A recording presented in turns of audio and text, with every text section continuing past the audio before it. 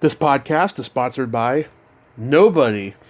Hey dudes, welcome to Splat from the Past, the only 80s themed horror sci-fi show where things can get totally radical. Now today I will be talking to a multi-talented veteran of film and television. She's a producer, actor, script consultant, screenwriter, you name it, she has done it. I'm talking about Joycelyne Liu. Joycelyne has been in the business since she was a little girl. You know, her parents were in the business. You know, her mother was an actress, her father was a chauffeur for famous celebrities. You know, she got to be in The King and I when she was 9, you know, like 9 or 10 or something. And we're going to talk about that. And she's been in so many great exploitation films going back to the 70s, like The Happy Hooker Goes to Washington, The Big Brawl with Jackie Chan, Revenge of the Stolen Stars, Overkill, and she was in the Whoopi Goldberg action classic Fatal Beauty, celebrating its 35th anniversary. But another movie that you all know I love is also celebrating 35. They Still Call Me Bruce. She wrote that movie, and she was script consultant, as they called her in the credits. And we're going to talk about all that stuff today. And she's produced a lot of low-budget things since then, you know. And she also guest starred on Room 222, The Denny Thomas Show, Kung Fu.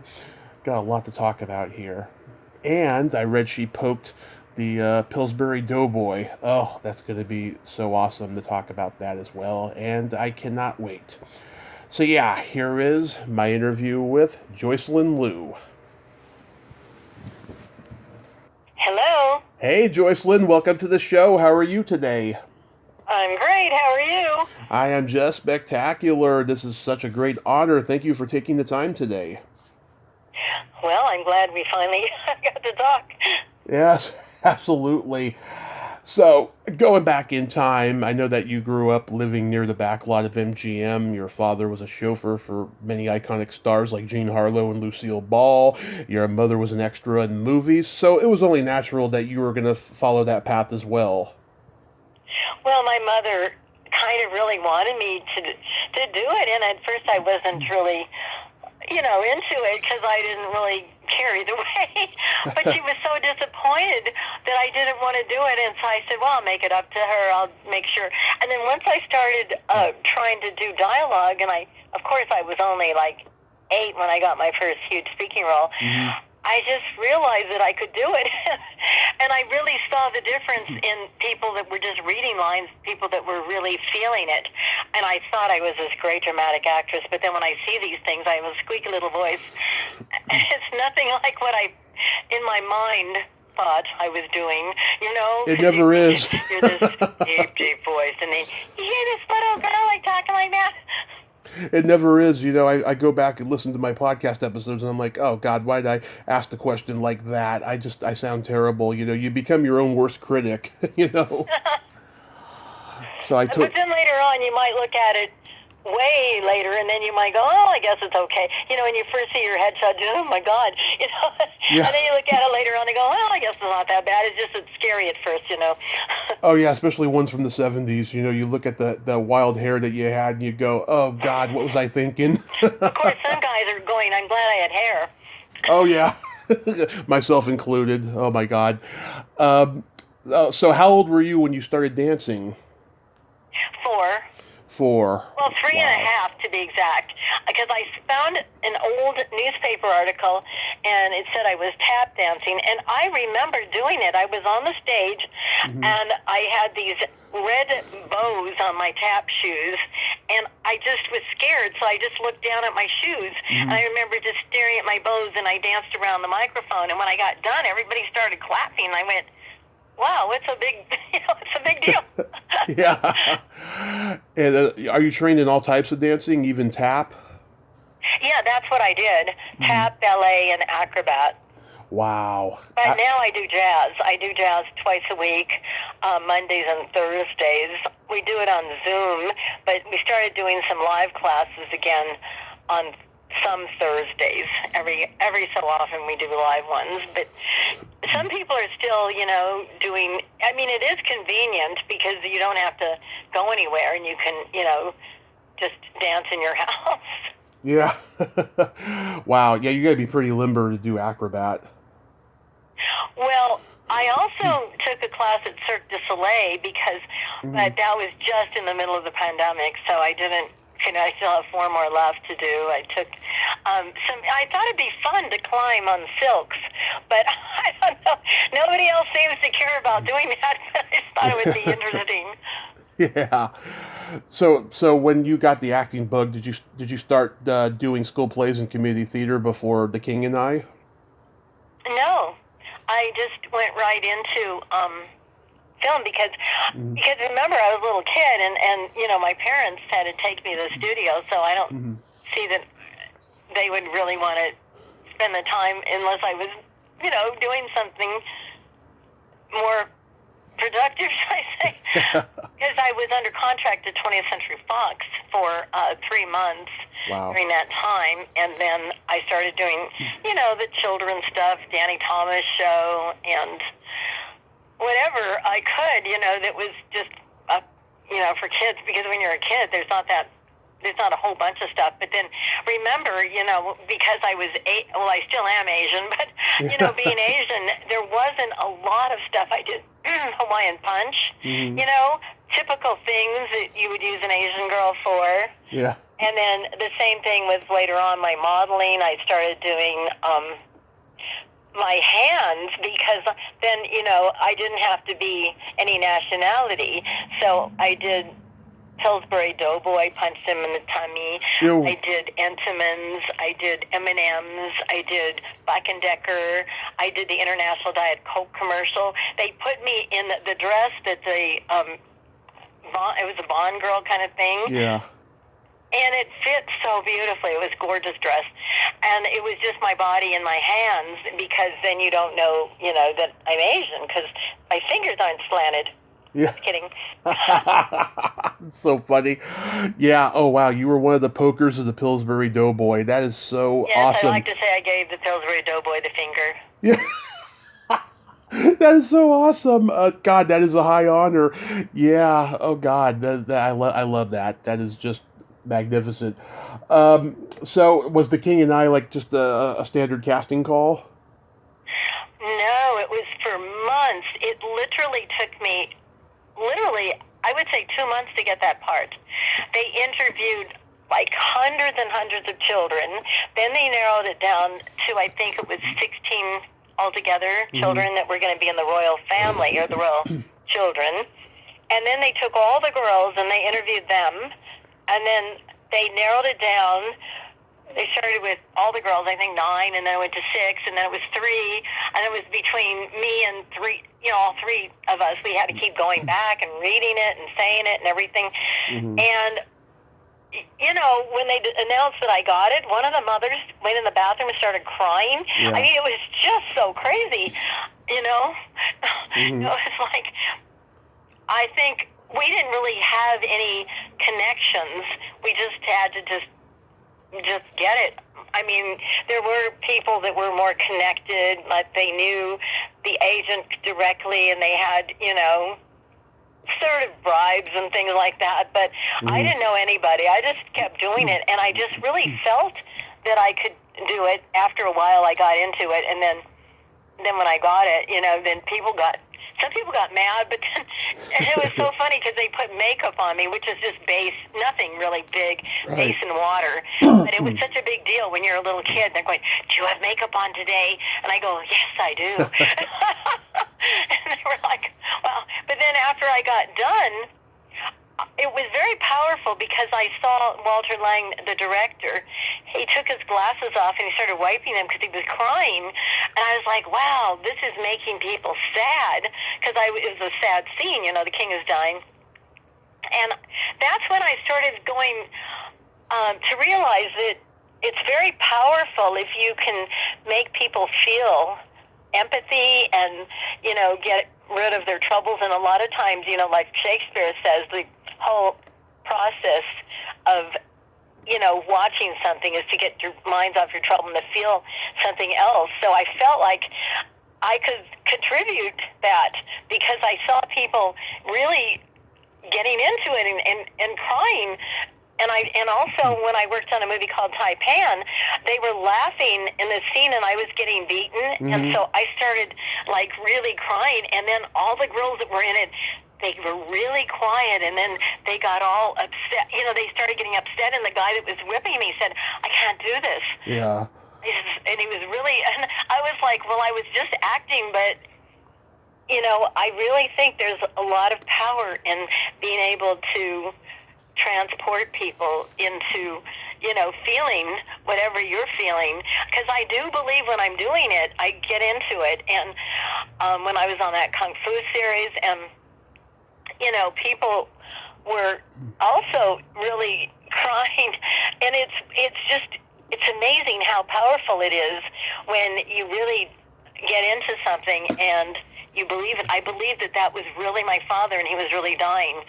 When I'm doing it, I just somehow do that, and it's very very kind of interesting to see people get emotionally caught up in something that's just not particularly real, but they can relate because everybody has ups and downs, and everybody has these sad times, and I think that it kind of makes people feel human, it makes them come alive, and it makes them, get touched. And I think that's so powerful. So that's kind of one of the things I like about that. Plus, I love comedy, and I like to make people happy and laugh, too. Yeah. Oh, of course, I did stand up for 10 years, so I can totally relate to that. Barbara Luna had done the Broadway play years before The King and I. Had you seen that play? No, because I was, little. Yeah. But so you weren't familiar with the play beforehand? No, I didn't know anything about it. Yeah. What do you remember about being on set with Yul Brynner and Deborah Carr? I remember Deborah Carr was so sweet. I had this one scene where we hugged at the end, and her earring caught my cheek. She goes, "Oh, did I scratch you?" And she was so concerned. And I thought, "No, it's okay." Yeah. But I mean, she was genuinely, worried that she hurt me, and I was like, I'm not that sensitive, but yeah, she was like that. And actually, my dancing teacher, Patrick Adiarte, was the Crown Prince in The King and I ran into him quite by accident at an Oscar party. And we were talking with the choreographer, Walter Painter, and I'm really big fan of Anne Margaret, and he, choreographed her. And I said, I met this lady, Charlene, I think it's Charlene. And she said her last name was Painter. And I said, "Oh, do you know Walter Painter?" He goes, "Oh, he's my husband. He's right here." And I go, "Oh, my God." And so then I go, "I worked with Jerome Robbins." And he goes, "Oh," and so the guy next to me says, "I did too." I go, "Oh, what did you do?" And he said, "The King and I." I said, "Well, so did I." I go, "What's your name?" And he was a Crown Prince. We didn't recognize each other. Oh, wow. And then he said, "Can you come to my dance class?" So then I started taking dance, and that was about 3-4 years ago. And Michael Lerner from the Waltons is in my class. And we have Broadway dancers that are so talented.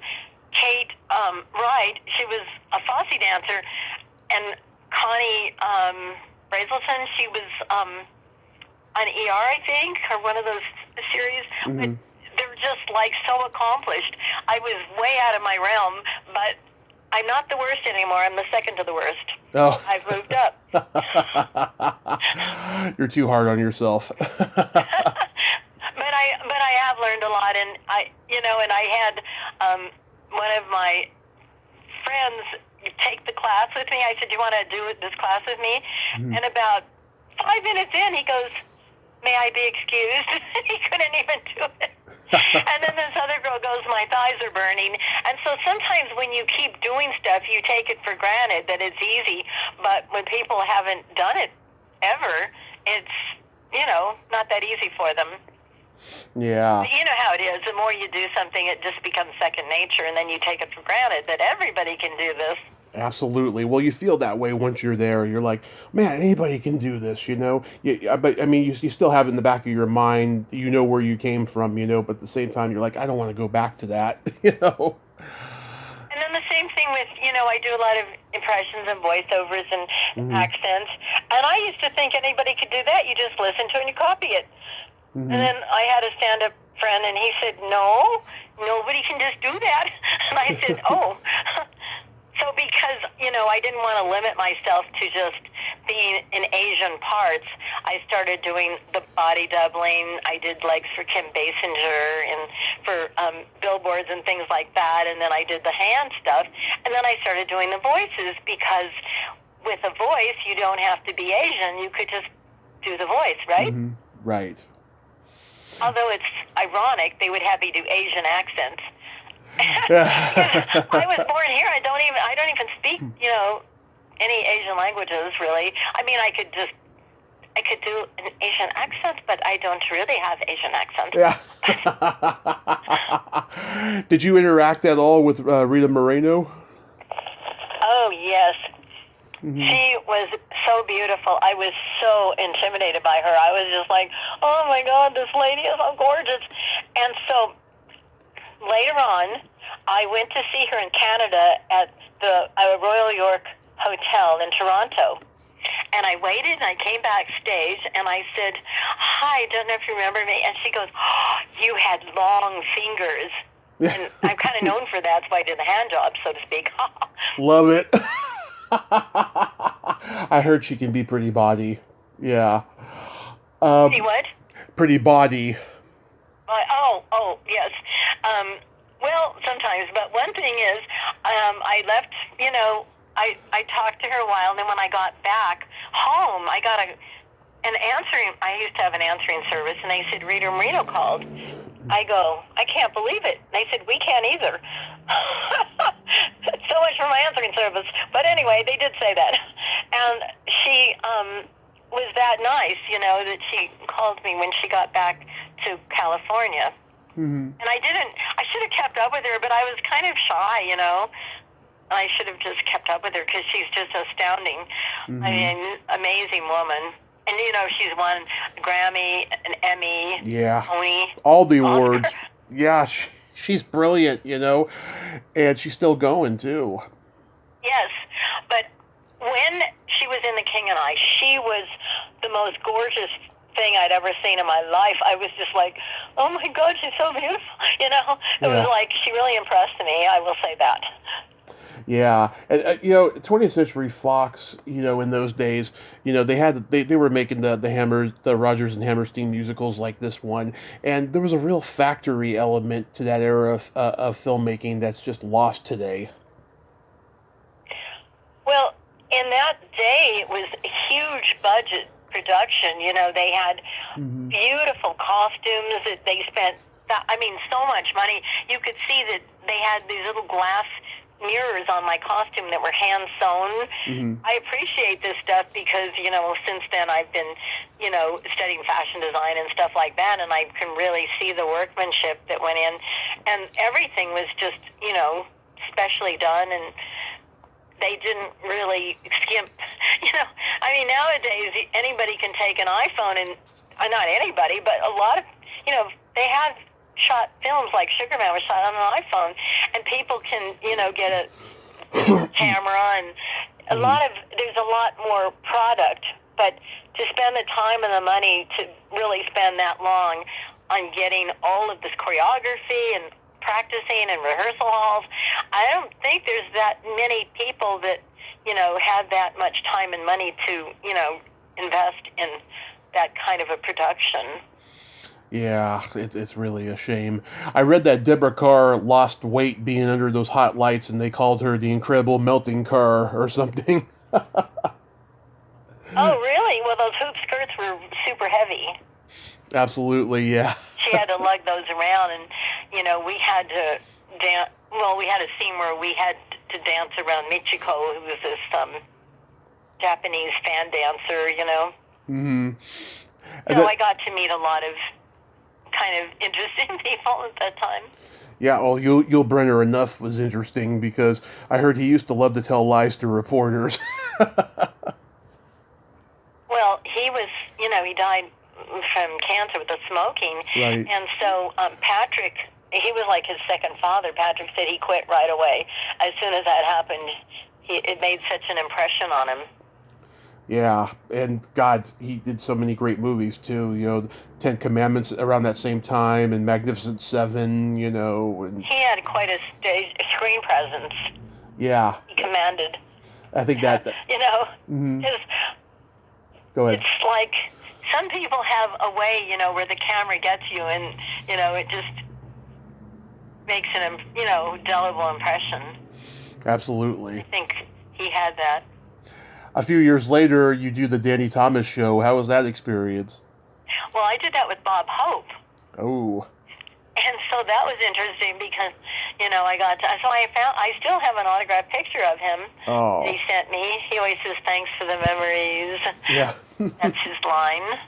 And there's a lot of people that I worked with that, you know, at the time, I kind of didn't even know as important who they were. Yeah. Like when I did The Big Brawl with Jackie Chan, I had no idea who he was because this was his first big film in America. And they said, can you speak Chinese? And of course I said yes, because that's what you do, right? Yeah. And I have one thing I know how to say. I say, I don't speak Chinese in Chinese. So they said, speak to him. And I said, sick gong tong ma. And he laughed, and then they go, do you understand her? And he goes, oh yeah. So he never said she can't speak Chinese. And he couldn't speak English that well. He would just say, hi, honey. So sometimes there's things that happen, you know, and you just remember those, like, crazy adventures. Yeah, also the Cartwright sisters was in that episode.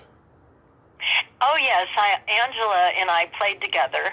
I remember her. Mm-hmm. And then Veronica was in that, too. That's her sister. Her sister is quite an actress, and she's been doing a lot of stuff.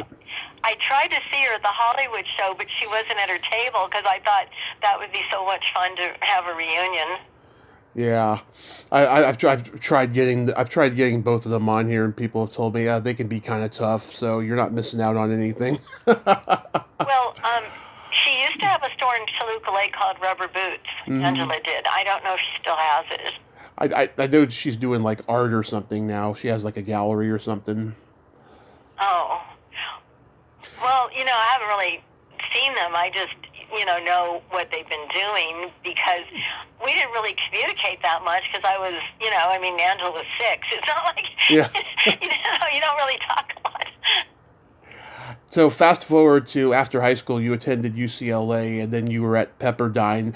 So you were on the trajectory of being a teacher? Oh, yeah, because I come from a traditional family, and they're like, you can't be an actress. You need to have a teaching credential. You need to make money. You don't have to have, and you can't go to a regular college, because I wanted to be a designer and go to Trade Tech. No, you have to, or I wanted to go to, there's a couple fashion place, Parsons School of Design. I wanted to be a designer, and they're like, no, nothing creative, right? You have to be, you know, a scholar kind of thing, and you have to go to university. So I ended up going to UCLA mainly because that's what they wanted, but I went to UCSB first, Santa Barbara, and I actually love cooking because my dad had a restaurant, my aunt had a restaurant, and I'm into food. It doesn't look it, but I'm a total eater. So I decided I was going to be a home ec major because I thought, what a great job. They give you all this food and you get to cook all day. I thought that would be great, right? Mm-hmm. So I went to UC Santa Barbara, and I took home ec. And then I started seeing all my friends on TV, and I was like, wait a minute, I'm not getting any parts because I'm so far away. So then I came back and transferred to UCLA. And then they said, well, we don't have home ec. And I go, well, what am I going to major in? And I said, well, what else can you do? And so I looked at all my credits, and the only thing that fit was theater arts. So I went ahead and majored in theater arts at UCLA because they didn't have home ec. And now I have a cooking show, and I've combined my cooking with my theater arts. And it's called Cooking In with Joycelyne. And my first season's on Amazon Prime, but I have it on YouTube now.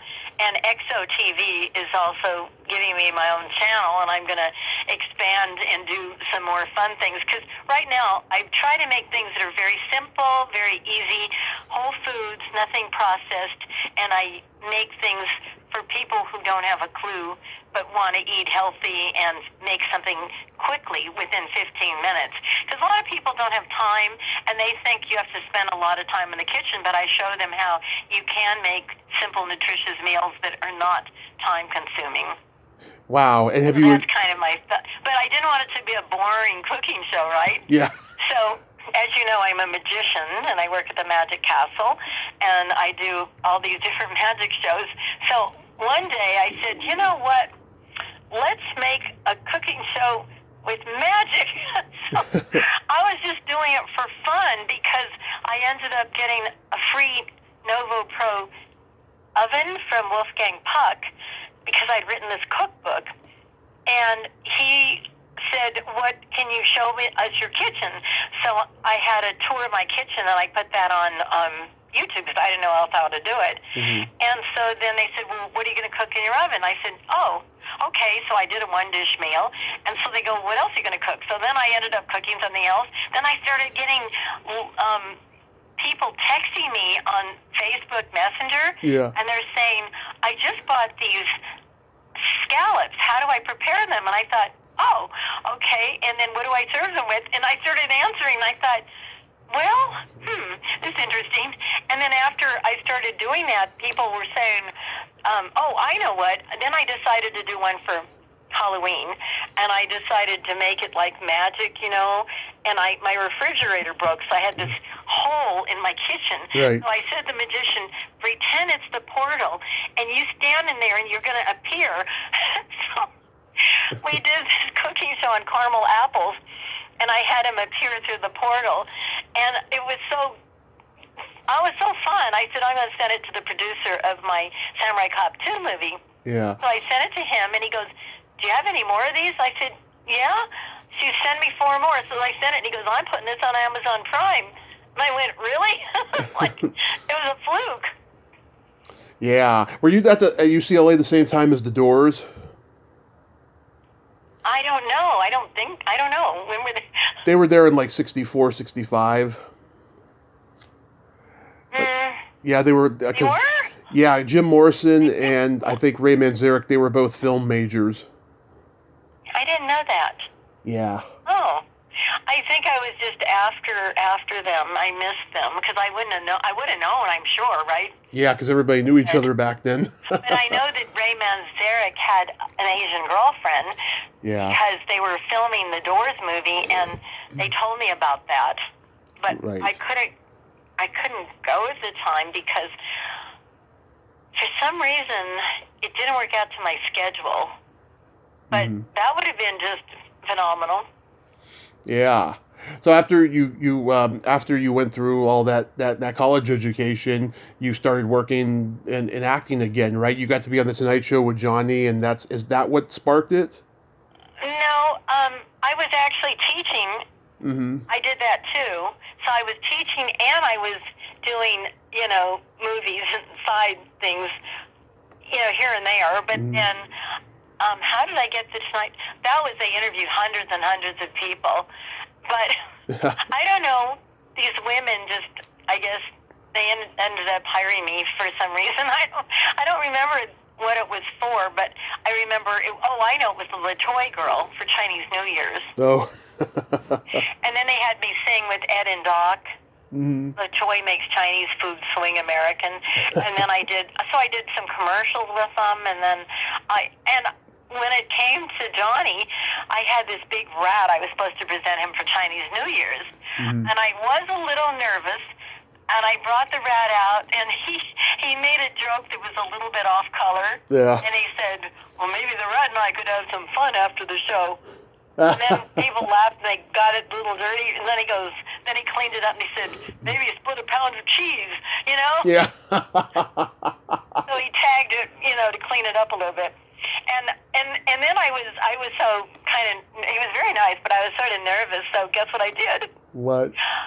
I walked off with a rat that I was supposed to give him. Oh He my was a big God. inflatable rat. I did that. I went, oh, I think I was supposed to give that to him. But they didn't really notice much. They just, and nobody said anything, after I did it. It was so, one of those things. Well, they used to call those sketch players on the Tonight Show the Mighty Art Carson players. So you were a Mighty Art Carson player then. Well, not really, because that was it was just the toy girl was what I was cast as. Oh, okay. But I know what you're saying because I do have friends that were in that group. Teresa Genzel. Oh yeah, she was on Laughing, wasn't she? No. She was the Art Fern girl, like after Carol Arthur. She was on what? Like after I think it was Carol Arthur who was the Art Fern girl first, and then after she left, Teresa Genzel took over for the next 10 years. Oh. Until Johnny retired. Oh. Yeah. Didn't know that. Yeah. Well, I've met a bunch of people that were, in his little stable of doing his skits and things like that. He's also in the Magic Castle. He's a magician. Oh yeah, he started out as one. The great, what does he call himself? The great Carsoni. I forgot. Carsoni, was that it? Yeah. Because they have a little display of him in the castle downstairs. I mean, they change it up every once in a while, but he and Cary Grant and a bunch of, people we wouldn't really remember possibly for magic, but yeah. How was guest starring on Room 222? Well, and that was funny because, I was actually a teacher and I was playing a student. Mm-hmm. Because I always look so young for my age. Yeah. I have a joke because I do a stand-up, I do. Oh, you do? I didn't know that. East. Yeah. You know that? No, I didn't know you did stand-up. Yeah, I play May East. It's a takeoff on May West. Oh. Okay. Oh, they call me May East. Those of you that haven't tried Asian women, I'll give you no slant to it. Haven't had many complaints. In fact, most of my men are hungry for more. An hour later. Love it. Oh, God, that's great. I love it. So, what I was going to say about what you just said is, I was going to say, kid came up to me the other day and said, Miss East, you still look good for your age. Well, I said, I do not, kid. I look good for your age.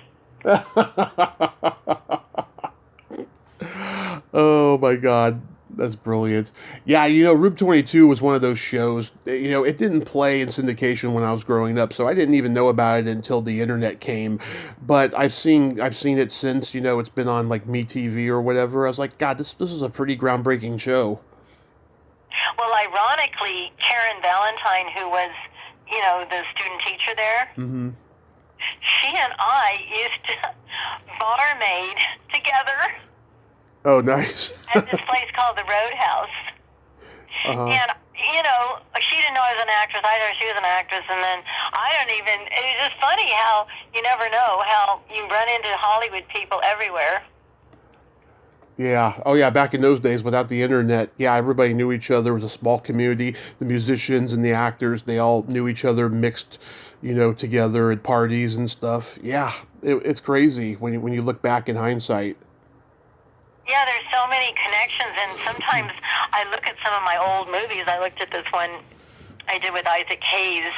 It was an old blaxploitation movie, if you will. Mm-hmm. And my friend Mel Novak, who was on my cooking show, I know Mel. He was on it in that movie, and I was in that movie, but I didn't know him. Yeah. And then I did this Happy Hooker Goes to Washington with Joey Heatherton, and I saw George Hamilton last Hollywood show about 2 months ago. Yeah. And, I have little reunions with all these different people that I run into. Yeah. Somebody posted the other day, Mel's not doing so good. Is that true? Yes, he's in the hospital. Oh. He's been there for about a week. Oh, my God. So he wants prayers. I had a great talk with him. He does ministry to the prisons. I mean, this guy gets around and does a lot of good work for people. Right. Yeah. Oh my God, that's terrible. He and I had a great talk a couple of years ago. We had our time zones wrong, and it was pretty funny. But we talked, and it was great. There was a thunderstorm going on. I remember outside, but yeah, Mel's great. You mentioned before Kung Fu. I talked to Rodimus a few months back. How was working with him? To who? Rodimus the kid who was on Kung Fu. Oh, well, I didn't have a scene with him. I had a scene with David. Most of my scenes were with David Carradine. Mm-hmm. Yeah, I talked to his daughter a couple years ago. She's exactly like him, very eccentric. Yeah, I've been to his house a couple times afterwards because, I do makeup too, Yes. and I ended up having a job doing his makeup when Brandon Lee died because they interviewed him. Right. I mean, it's so funny how, you know, I just see people behind the camera, in front of the camera, beside the camera. I just like to just keep, doing a lot of different things. Oh yeah. I mean, you got to keep yourself busy, because I always say if you're not creating, you're waiting. Well, I also have Neptune 9. It's a radio show, but it's more not radio. What do you call it? It's like Podcast. sci-fi, Pod- a little violent, but a little out there. a podcast. Cartoony. It's like a podcast. You mean? Well, it's called That Other Web Show, and so it's a animated, kind of animated, but he said they got 3,000 views. This show, and so I just got a script to do, another character. I do 4 characters on that, and then I was doing Radio Vault Mystery Theater. It's like Radio Vault Mystery Theater, and it's very dark and scary, Mm-hmm. And then I just have different characters that I play, and I have, so many different age groups and things, and so I just change, Yeah, I just subscribed to your YouTube channel, by the way. Oh, thank you. Absolutely. Yeah, I've got a lot of crazy things on there. And also, I just have a new series that I shot, but it's an evil character. It's going to be fun. It's called Senior Leche, and I'm playing evil Leche, and it's like evil mirror on the wall. Who's the most evil of them all? And it's like kind of this witchy, scary thing. And then I had this little girl, and she plays me. She's 6 years old, and it's very cute. She's very cute. And then her brother plays Senior Leche when he was evil Leche when he was little, and they're concocting ways to be evil and stuff. It's just different, because you get some sweet parts, and then you get some scary parts. Actually, there was a movie I just did called Amityville Emmanuel. Oh yeah. And I guess it's going to be it's this creepy woman. She talks about the blood and the death and the occult. And also, I get to use my deeper voices and scare people. Because I do have a very, very deep voice. Yeah. It's almost scary, isn't it, how deep? Oh, I think it's sexy, actually. Well, I did dub a movie for Bernie Casey called The Dinner. Yeah. He had this blonde, and she had a very high voice like this. Yeah. And he wanted her to do like a Kathleen Turner kind of deep, smoldering voice. So I just did his whole movie over her part, and he goes, "You just improved my movie 250%. I got to ask about The Happy Hooker Goes to Washington, because that's so notorious and it's got such a great cast in it. Like, what do you remember about making that movie? Well, I had to do that stupid Asian accent, but it was for comedy effect. I was like, "Is it true that you and the Russian premier are intimate friends?"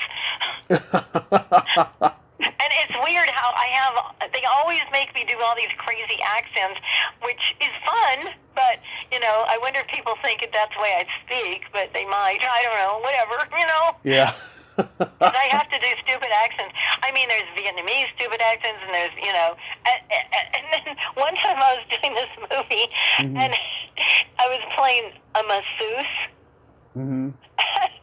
And I had to do, and then I go, so you want your usual half hour? He goes, no, I think I'm going to spring for a whole hour. And he gives me a $100 bill. And I go, ooh, you big spender. Yeah. And then he goes, where are you going to put that money? And I go, well, I'm going to put it where the sun don't shine. And so I stuck it in my underwear. Oh, I love and it. after the director was laughing the whole time, and he did it like 11 times, and they were all cracking up. And when I saw the movie, it was a serious drama. It had no place for me to be that crazy, but he just was entertained, I guess, because he kept having me do it. But they didn't give me the script, they just gave me the side, so I didn't know it wasn't a comedy. So I just went into this crazy comedy character.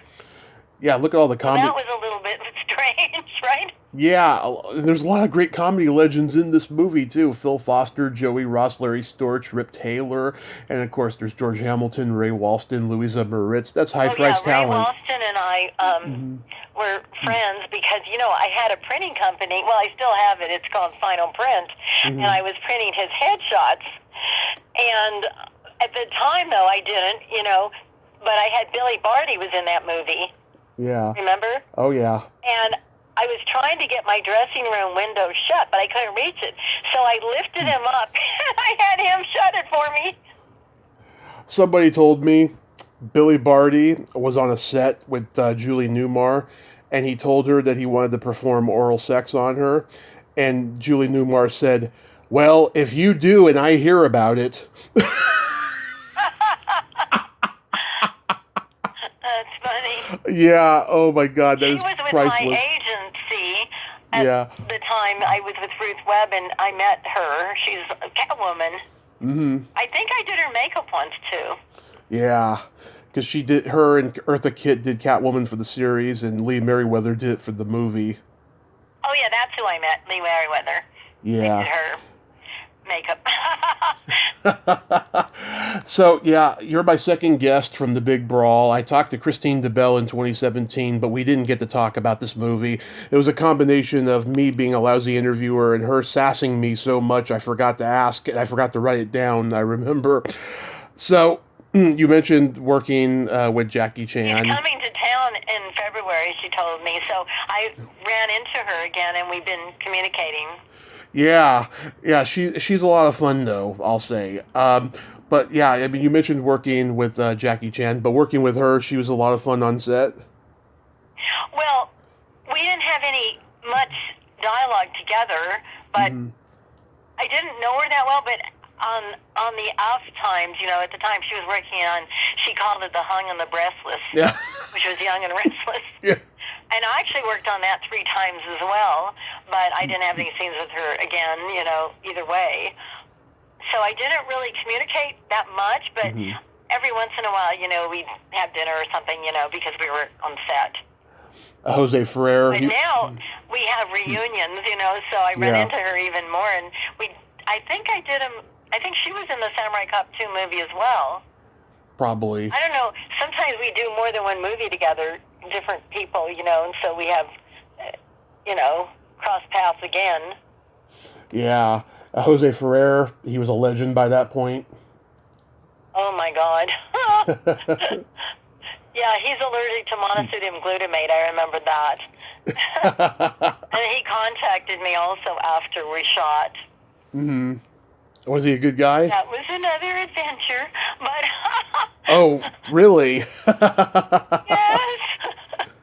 Oh, my God. I don't know. I have so many adventures, I can't even tell you.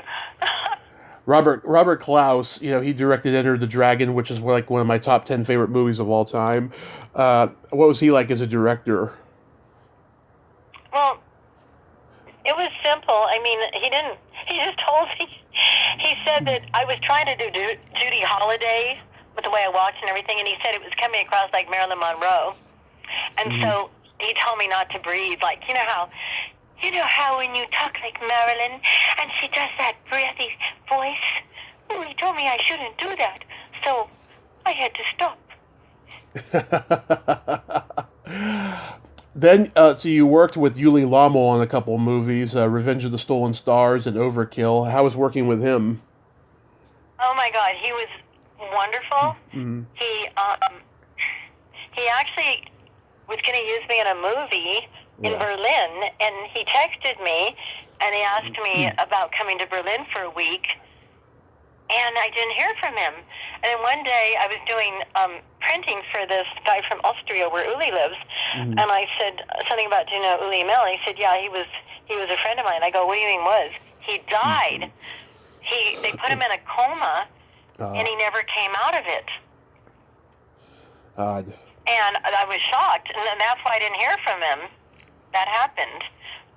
But I did some movies with him, with Klaus Kinski. Oh, Yeah. my God, Klaus was all over me. I heard. I ended up, when I got to Mexico, Uli drove us in a town car to Mexico. Well, I was in the back seat with Klaus. Mm-hmm. I call him Klaus the Louse, but that's just me. Yeah. No, but he was okay. I mean, he was very talented, apparently, but he was all over the place. Mm-hmm. And I said, where's my suitcases? Where are my suitcases? And they were in his room. So I said, oh, dear, here I am in Mexico, right? Mm-hmm. And I don't know I'm by myself pretty much. And I'm like, excuse me, who's the producer on this film? Could I talk to him for a minute? And Yeah. I said, could you get my suitcases out of his room and put them in, and put me in a room and do not tell anybody on the crew where I'm staying? And so he did, and I had to hide. Wow. So the next morning, Klaus said, oh, I couldn't find you. I said, oh, I was around. Yeah, a couple people have told me about Klaus Kinski, sexually harassing on movie sets and what have you. The guy he was sick, It Well, was. he's just out there. I mean, he's used to doing it, I think, and nobody stopped him or something. Because I was supposed to do makeup as well, and every time I'd go to powder him, he'd grab me and pull me up to him. And one time, when I first met him, I was at the Chateau Montmartre, and he took his hand and he put it like around my neck and almost to my boobs. Yeah. And he goes, I just love the Oriental girls. They're so erotic. And I'm like, oh, God. brother. And so we had a shoot together, and I had to keep putting my arms, smashing my arms down so he wouldn't keep grabbing me. God. I wish. What can I say? He's got good taste. Just kidding. I've reached out to Susanna Love and Barry Hickey. I haven't heard back from either one, but I hope to get them on at some point. Barry is around. I've seen, every once in a while, I see him posting on Facebook or commenting, but I don't know about Susanna. She was married to Uli. Yeah, and Klaus mentioned in his bio that the two of them had an affair during filming. Yes, I think so. That's true. Wow. That's all I can say. I didn't know he had a bio. Yeah, that's all I can say is wow. Yeah, an overkill. I talked to my friend Michelle Bauer the other day. It says on IMDb she was in that movie, but she told me she wasn't. What do you remember about making that one? I got killed in it, I believe. Yeah. I remember the scene was just bloody. That's all I remember, because I go, guys, another movie I die in. I don't remember much, except I remember dying in it. Getting shot or something, or stabbed. I don't remember how I died. I died in about 5 movies, so it's hard to keep track of my death scenes. Some of them, when I was in Fatal Beauty with, Whoopi Goldberg. The next one I was going to bring up. up. I died in that too, but they had, blood all over the place. And so my technique was I would die first so that I would be under all the blood. Before all the blood came, they would all be on top of me. So I hit the ground. Yeah. That was, yeah. Yeah, Whoopi and Sam Elliott are so great in that movie. It's not the greatest action movie, but, they were great. They were good in it. I got to do the stunt thing in it with the, we were nude basically. And it was freezing cold. Tom Holland directed it. I met him a couple years ago at Monsterpalooza. What a sweet guy he is. The director. There's 2 Tom Hollands. Now, is he the one that did Fright Night? Yes. Is he? Yes. Really? Yes. Same that did. I didn't realize that was him. Because later on, I printed posters for Fright Night, and I didn't realize that was the same Tom Holland. I should have said, "Hey, remember me?" No. I've got my Fright Night poster signed by him and Chris Sarandon. Oh yeah. Yeah. Well, I print. With my printing company, I do one sheets, and I remember we got to do that, but I didn't realize that was the same because I know there's two Tom Hollands. Yes, I know. I always get the two. I get the two names confused, but not. I know their work. I know what they look like. But yeah, I met Tom Holland, the director of Fatal Beauty and Fright Night and Child's Play, and he is a sweetheart of a guy. A little bit of a grumpy curmudgeon but he's very sweet, and he's got a smile on his face at all times and stuff. Well, he noticed my body, I will say that, and he said, "You're going to freeze your nipples today," or something like that. I was like, I guess he's paying attention. Well, I think he was being professional when he said it. Well, that's something you would never forget, somebody telling you that, right? Of course. As I told you on the phone a couple weeks ago, I love They Still Call Me Bruce. My dad and I used to watch it on HBO when I was like 6, and I've owned it on VHS many times. So yeah, I've talked to Bethany Wright, Daniel Nyden, and Wayne DeHart, and they all have their stories. But what's your story? Well, I was hired to write it. Mm-hmm.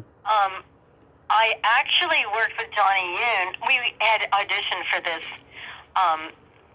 I don't remember what it was. It was maybe a TV show, or I don't remember what it was. I just remember that everybody looked super old, and Johnny was the only one that could look like he would possibly be married to me, and it was a husband and wife thing. And so we got a call back. So we went back, and I knew he did comedy, so I'd written a pilot for a comedy, and I showed it to him. So I gave him information, and then we went to the callback, and then I said, "How'd you do?" He goes, "I'm afraid I didn't do that good." So I grabbed him by the collar. I go, "If you don't get this, I'm not going to get this, because I can't be married to these other men. They're too old." I said that to him, and obviously we didn't get it. So then I went to do Taipan and Hong Kong and Macau, basically. He came back, I get a phone call, and he's saying, "Can you structure a script?" And I go, "Yeah, I just had one class in it," but I didn't tell him I'd only had one class in it. And so I was at UCLA. And so then I said I could do that, right? And so then I met with him, and he said, "Well, how much do you want for it?" I said, $250. And he said, "Well, I can pay you $150 because I already hired 2 screenwriters with the WGA, and I don't know, for some reason they didn't like what they did." And then I said, "Okay," since I'd never done this before, to tell you the truth, but I just, I just said I had. And so he takes me to Vegas, and I had my own typewriter, if you can believe it, at the time. Yeah. And the whole thing, we were at the Tropicana. He was doing the stand-up warm-up opening act. And then when we got done, we would go over the script and make changes and things like that. And since I'd never done a script before, I said, "Could you give me a copy of the old, the first one, They Call Me Bruce, so I could just get the background?" Actually, I used it to set my margins because I had no idea how to write a script. But for some reason, I'm just always good at writing because I just got A's in all my writing, and I've always sold everything I've written. Everything. It's just weird but my family's sort of in journalism. My grandfather founded the Chinese Times newspaper in San Francisco. Wow. My sister wrote for a newspaper too. So I just kind of grew up with people that wrote. My mother wrote a book, and it just kind of, writing was something my other sister showed me how to do too. So I felt confident. Yeah. As I always do anyway, right? And so I ended up arguing with him at night, though. I mean, in the morning he'd wake up about 10:30 because he had to, do the stand-up routine, and we go over the lines, and then I'd spend the time while he was on stage typing it up and bringing it to his door and leaving it, and then he'd look at it in the morning, and we did that for, I think it was 8 days or 10, I don't remember. Mm-hmm. It was a while. It was at least a week, and we were having this one scene, and it was a Jewish lady. Mm-hmm. And I was doing my dialogue, my Jewish lady, and he was doing his. And I go, well, I want you to take care of my little Johnny. And he goes, they don't talk that way. I go, listen, I worked at Beverly Hills. That's the way they talk. He goes, well, I worked in the Catskills. And then it's two Asians. We're arguing about Jewish people, which is, that alone would have been a funny scene, right? Yeah. And so we ended up where we finished the script, and there was no copy place in Vegas, so I made him sign a contract saying that I had co-written it, because there was, I had no other copy, and I had to give him the original. And so about a few weeks later, I asked him if I could have a copy, and he said he was not going to be there, but he'd leave it for me. Well, I got tied up, and I came late, and he was there. So I knocked on the door, and he goes, oh, good thing I came back already. I go, so you didn't leave me the script? And he goes, no. But he had to open the door because I was knocking on the door, and he had guests, so it would have been silly for him not to answer the door. So he gave me the script. So I get home, and my name was off the script. Mm. And I go, what happened? And he goes, oh, well, I ended up calling the production company, and I showed them my contract, and they gave me a script consultant instead of co-writer. But it was better than nothing, and I already got paid anyway. At first, it didn't get paid. I had to, get it from him, but he did pay me, so that was good. Yeah. So that's the story of how, and, when they cast something, it's not necessarily the vision of what you had for the character. Of course. That's another thing I learned, but the black lady that I had envisioned was perfect. Mm-hmm. Of all the characters. I don't remember, was her name Mrs. White or Mrs. Brown or something? I don't remember. Mrs. Brown, yeah. Oh my God. What I love about They Still Call Me Bruce is that, the first one was much more like a 70s exploitation kung fu movie type, but this movie is much more modern 80s, and I love how, Bruce appears to have like a midlife crisis as he's searching for the man who saved his life in Vietnam, and by the end of the movie, he has a Caucasian hooker wife and an adopted Caucasian son.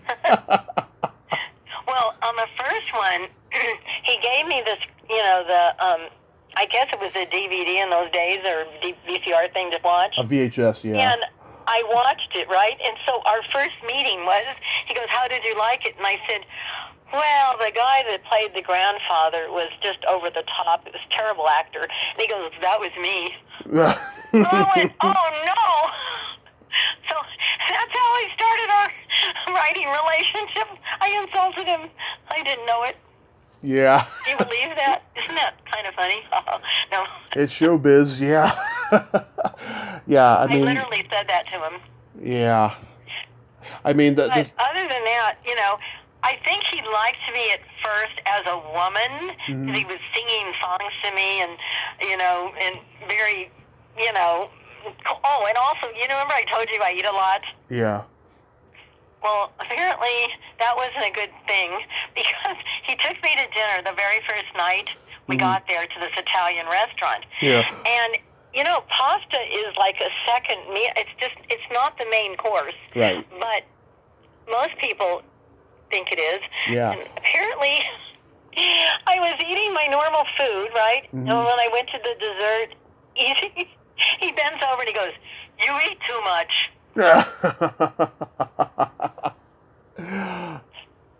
And so from that day on, I had to eat smorgasbord, all you can eat at the Tropicana, every single day. Did you every single night? I memorized everything on. It's the same thing basically, except for a few dishes. I memorized everything at that buffet because that's what I had to eat. And I said, darn, I shouldn't have eaten so much my first night because now he won't take me to any other restaurants. I just have to eat smorgasbord the whole rest of the time. That's what happened. You must have put on weight, eating there every day. No, I have a really fast metabolism. Oh, good. I eat like a truck driver. That's what my sorority sister's house mother Yeah. said. You eat like a truck driver. And I actually went out with this guy for lunch 2 months ago that I never met. He was like a fan. Yeah. And after I ate, he got up and he walked to the other side of the table where I was sitting, and he looked underneath. I go, "What are you doing?" He goes, "I didn't think you were eating all that food. I thought you were throwing it under the table." Yeah. I was like, "No, I ate it." Can you? And then do Yeah. you remember Judy Carter? Of course. Well, I took her class, right? And I was talking about my eating, and she goes, "You look like Karen Carpenter, and I can't believe you eat a lot." And my friend Leroy was in the audience. I said, "Leroy, don't I eat a lot?" He goes, "You'd eat the table if you could." Shit. So I said I used to say I could eat any man under the table. But she wasn't amused, and luckily that was when we were at the end of the show. We were on stage. That was like our last show, Right. our last class, shall I say. So at least I didn't have to face her wrath. But it does piss off a lot of people. Yeah. Because I don't watch what I eat. I mean, I watch it while I'm eating it, but. But I do love, eating. That's how I got into my cooking show. And, sometimes this is fun for me. I'll look at a recipe and I go, I should have that. And then I'll just go in and make it. Yeah. So that's the beauty of cooking. That's kind of what I do. Can you take credit for any of the hilarious one-liners Bruce has in the movie? Well, I don't remember, but I wrote the movie. I'll mention some of my favorites, okay? If you go down, all bets are off. I only go down for Polly. Oh, no, he did that one. I was not as sexual as... Have you ever driven? Yeah, I drove my brother to drinking. And then I have sex almost every day. Almost Monday, almost Tuesday, almost Wednesday. Yeah. So do you remember any of the one-liners you wrote? Well, I was not doing it as one-liners. I was just doing it as a story, and then what came out was organic. Because at that time, I had taken script writing from Danny Simon. Mm-hmm. Yeah. You know who that is? Yes. Neil Simon's brother. Yes. And he says you start with the reality. Mm-hmm. He calls it like the eyebrow theory, where you start your framework from what's real, and then the humor comes out of that. Now, we did have an argument about this thing that he wanted to do. I don't remember it was done on the script. Mm-hmm. He wanted to be getting acupuncture and then to drink water and having... Because he has this joke about, getting acupuncture, and now he's working as a sprinkler. Yeah, 6 inches below the navel. But that doesn't quite work visually for real. It works as a joke in your head, when you visualize it. But to see someone really he wanted someone to drink water and have water coming out of his head. Right. And I said, that's not going to be good. So that was another thing we argued about. Yeah, I mean, I don't remember if that was in there. Bethany told me she had a couple arguments with Johnny, but he had her back when she refused to do nudity, and I thought that was a great story. Oh, I didn't know that. Yeah. Who was that? Bethany? Bethany Wright, who plays his love interest. Yeah, they were doing the bathtub scene. Uh-huh. Yeah, she didn't want to get naked for that, so he had her back, and I thought that was great. They also told me there was a fun rap party. It was like in a restaurant or something. Well, see, after I wrote it, I didn't have any connections with, Gotcha. What was that? Because they shot it in Texas. Right. I did go to, actually, I was doing makeup for Xerox, and I got in touch with the people, from, what was the name of that company that produced it? Panda Productions at the time. Yeah.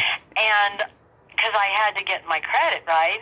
And I said, hello, this is Joycelyne. And I said, I was a co-writer on the movie you're doing right now. And all of a sudden I get a one moment, and I get, oh, this is the attorney, right? I'm Ray, right? And I explained to him, and I said, I have a contract, da-da-da-da. And so they flew to Los Angeles, and they took me to see Alien, I think it was some movie with Sigourney Weaver. Mm-hmm. And then they took me to dinner at the Hollywood Roosevelt, and they offered me a contract to write more.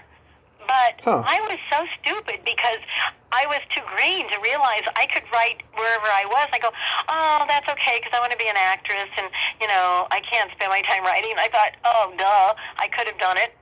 Mm-hmm. So that was another stupid thing. But sometimes, you know, when you're just starting, you don't really know that you can do more than one thing. So now I know, so now I'm doing everything. Yeah, which brings me to my next question. Like, of everything you do, comedy, you know, actress, script consultant, screenwriter, makeup artist, producer, podcaster, anything. Like, what do you enjoy doing the most? I like comedy. My favorite thing. I just like making people laugh. Like, when did you start going up on stage? Well, after I also took. Have you heard of Pretty Funny Women?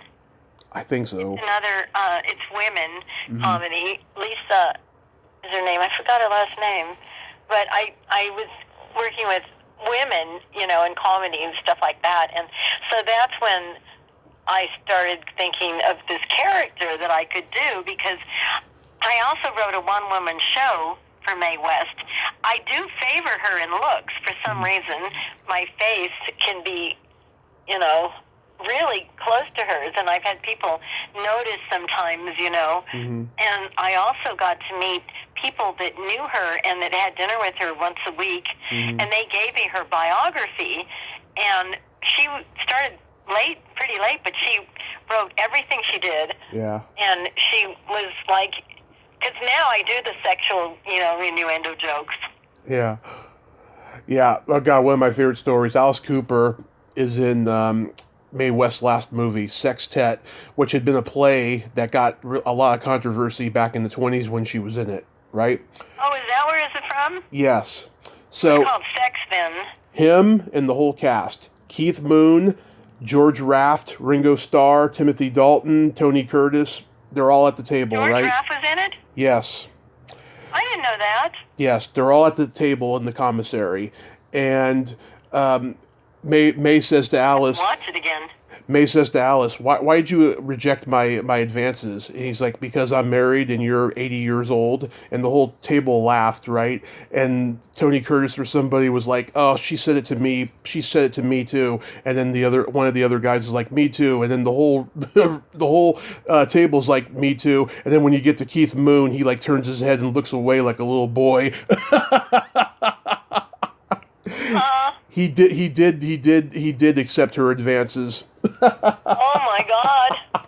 Funny. I love that story. Yeah.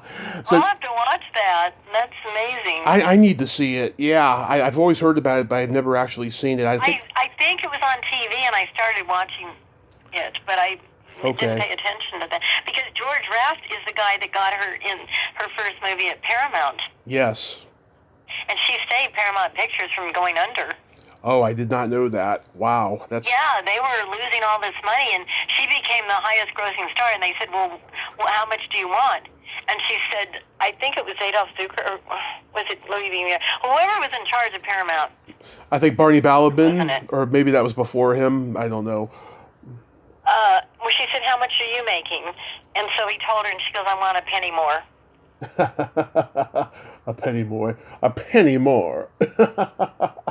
Oh, a penny more than you're making. So do you have any upcoming projects you'd like to mention? Well, I have that movie I just did. What's it called? Oh, yeah, the Amityville Emmanuel coming up. I have one called Fatal Needles of Death, which I haven't shot yet. And I've got one called Bikini Mafia, which I'm shooting next. And I have, of course, I'm thinking of doing this. I'll run it by you. Uh-huh. I'm getting my own channel on XOTV, Nice. and I was thinking everybody interviews, like you, celebrities and people that are, fairly well known. Right. What about doing lifestyles of the poor and obscure? Oh, God, I wish I had come up with that title. So I've already, thought of some of my people that I wanted to interview that nobody would care about so much, but, they have interesting stories. Hmm. I say And do it. I say do it. doesn't that sound like a fun thing to do? God, that would be so fun. Yeah, it's like a podcast, but like a reality show, almost like. So that's my next idea, and that would be on XO. It's a streaming channel that they wanted me to do something lifestyle, but I like to do things that are just crazy Mm-hmm. because I'm crazy, but it's fun. So that was my new idea. I'd say do And it. then, of course, I'm doing more cooking shows. I have one I just did with this guy called Microphone, and he's a musician. Because just like you hit musicians, you hit, Yeah. and then did John Barrymore. We did Sticky Rice, and everybody's different. Everybody has a different personality. You never know. Yeah. Yeah. If you're not in town, you could do a cooking show. Yeah. Wow. And do you do the Hollywood show at least once a year? I've never done the Hollywood show, believe it or not. Really? Huh. Only sat with Gloria Hendry, who's the Bond girl. She Yep. came over to my house last night, and she goes, "I'm so glad I met you." Oh, did you mention me? And, yes, I did. Yeah. I did mention to Luna. She's friends with Luna. Yeah. But, her husband just passed away. Yes. I feel so bad for her. So I did go to his funeral, and, so she has me print her headshots and stuff. Mm-hmm. So, it's so weird because I know I've done over 17,000 actors' headshots. Right. But now with the, internet, we don't do that many headshots. Mainly celebrities still, need them for signing.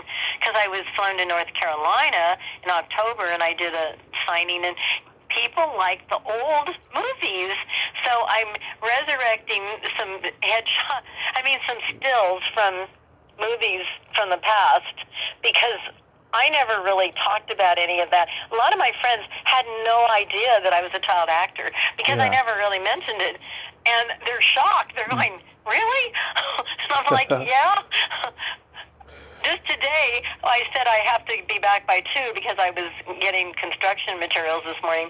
Mm-hmm. And my contractor, I said, "Well, I'm going to have to be back for a radio show." And he goes, "Oh, what are you doing on it?" I go, "Oh, they're interviewing me." He goes, "Oh, what for?" And I was like, "Oh, because I did movies, when I was young." And he goes, "You did?" I was like, funny. It's so funny how you can have all these things that, And, I was doing burlesque in Scotland at the Edinburgh Fringe Festival. So we won for the LA Fringe Festival, and so that guy just texted me this morning. Now he's moved down doing things. But people just keep in touch here and there with different, Right. so many people, so many things that, when you start doing things. I literally went to the Big Bear Film Festival, Mm-hmm. and I had cut hair for 4 people there. Wow. And there was only 100 people, and it was like Big Bear. Who would think? Yeah. What are the And odds? if I haven't cut your hair, I probably did your headshots, or I probably did something, Mm-hmm. I mean, it's kind of hard to escape. What are the odds? Yeah. We got to play my secret silly game. Okay. This is a series of silly slumber party questions. No win or lose. It's just pure benign fun. And how the game works is I ask you the question, you answer it, and then you ask me that exact same question and I answer it. And feel free to comment on answers because they'll be funny. Okay. Okay. Joycelyne, are you ticklish? Yes. Do you want me to say your name? Just say, "Are you ticklish?" Either way. Tommy, are you ticklish? Yes. If you tickle me without warning, I might hit you in the groin. Okay. If if you tickle me, I might do a martial arts move and claw you with a tiger claw. Oh, that sounds so exotic. Is your belly button an innie or an outie? It's an innie. Tommy, is yours an innie or an outie? It's an innie, and if we ever meet in person, could you poke it like the Pillsbury Doughboy? Actually, yes. But remember, it's not his tummy. It's a big piece of white plastic. Of course. On a stick, literally. Yeah. But it looks like a stomach, I guess. I don't know what they do. How do they make that happen, Yeah. But would you What? you want to be poked? Yes. Okay. Got it. I don't know any others who have poked the Pillsbury Doughboy. I can't think of any. What color are your toenails painted? Gold. Love it. Gold finger. So, Tommy, what color are your fingers or your toenails? Right now they're not painted, but last time they were. They were blue-green, Easter egg color. Did you paint them yourself? Yes, I've been painting my toes since I was 13. Oh, okay. Well, I'm a foot model, so... I want to see pictures of your feet. I have tons.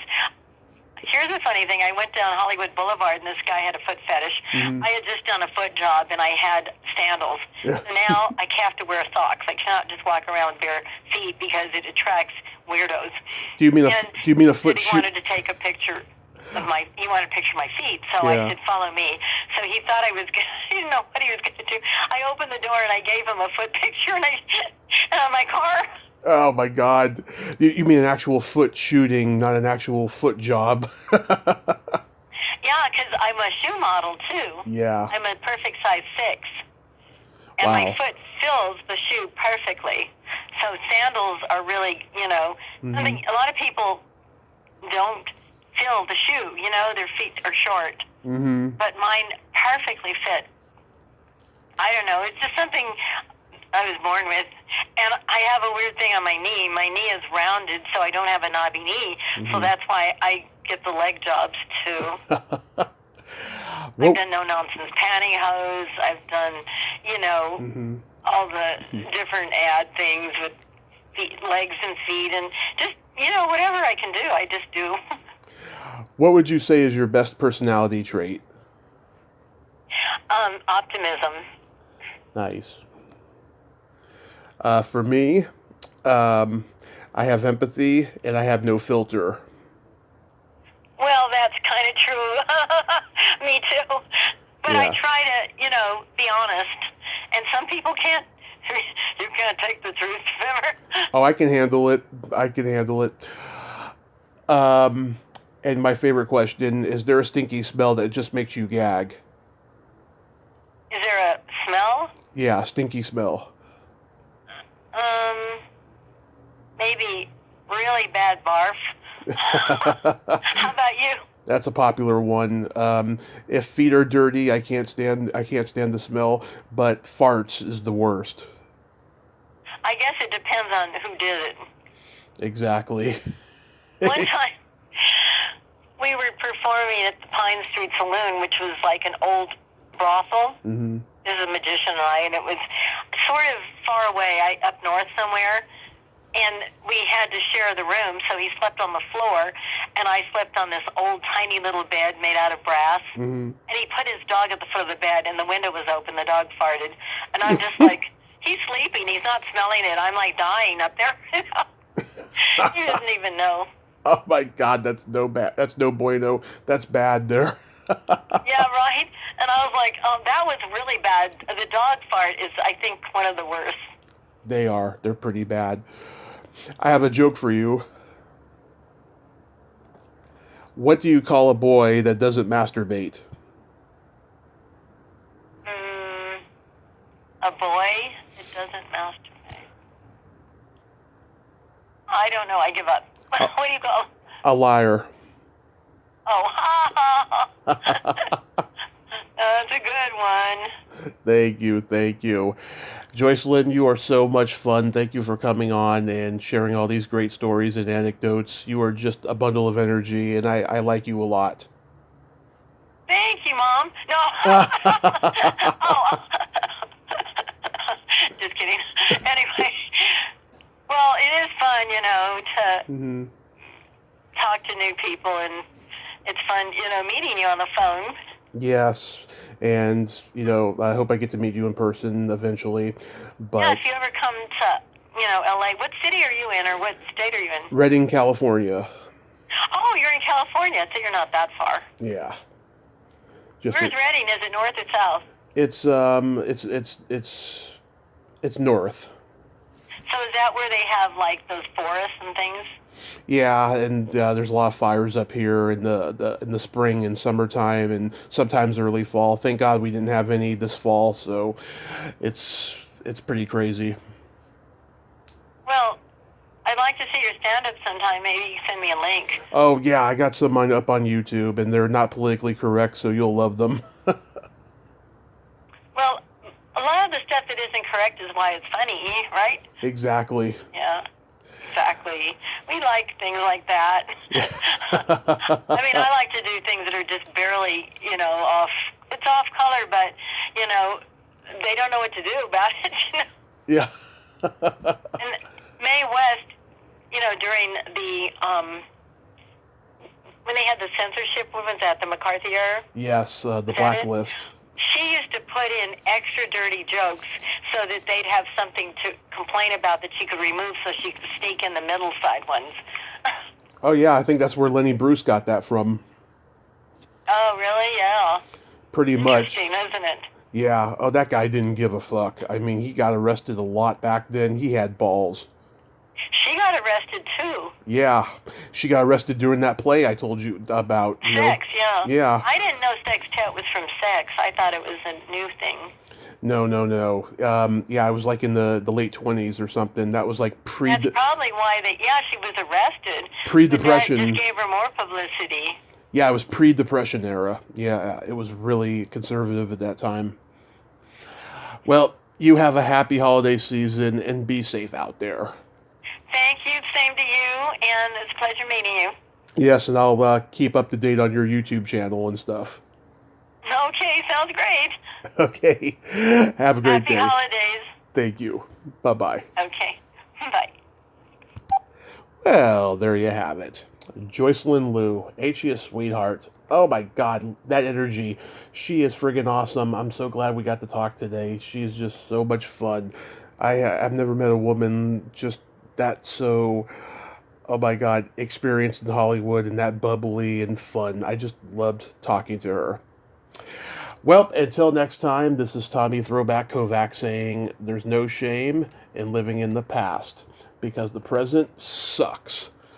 Later, dudes.